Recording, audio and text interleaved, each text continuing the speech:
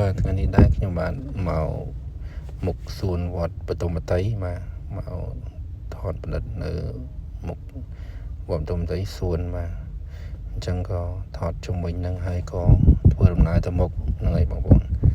ដើរទៅមុខទៅក៏មានឃើញតង់សសរហ្នឹងនេះគឺមុខសួនបតុមតីវត្តបតុមតីបាទហើយក៏ដើរទៅមុខក៏ឃើញរូបអាប៉ាយរបស់ថ្នាក់ដឹកនាំយើងហើយក៏ឃើញប្រជាប្រដ្ឋរងគ្រោះដោយសារចោលសៀមបាទឆ្លៀនពៀនទឹកដីកម្ពុជាយើងបាទជុំទី2នេះគឺរូបភាពបាទបងប្អូនចូលទៅទស្សនានៅសួនបតុមតីឃើញហើយបាទឃើញប្រទាំងថ្នាក់ដឹកនាំយើងហើយមានសប្បុរសជនមានពេទ្យមានលោកសង្ឃប្រជាប្រដ្ឋដែលរងគ្រោះដោយសារចោលសៀមវាយ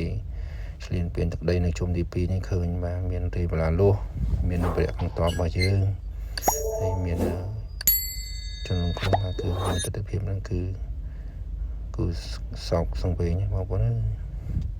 មានកូនជុំអបម្ដាយអបកូនហ្នឹងហើយមានដាក់កុងតឺន័រហើយវាមកបំផ្លាញជាពិសេសនោះវាមកបំផ្លាញគតិផលជាតិរបស់យើងបាទភាសាព្រះវិហារជាចូលគតិផលជាតិ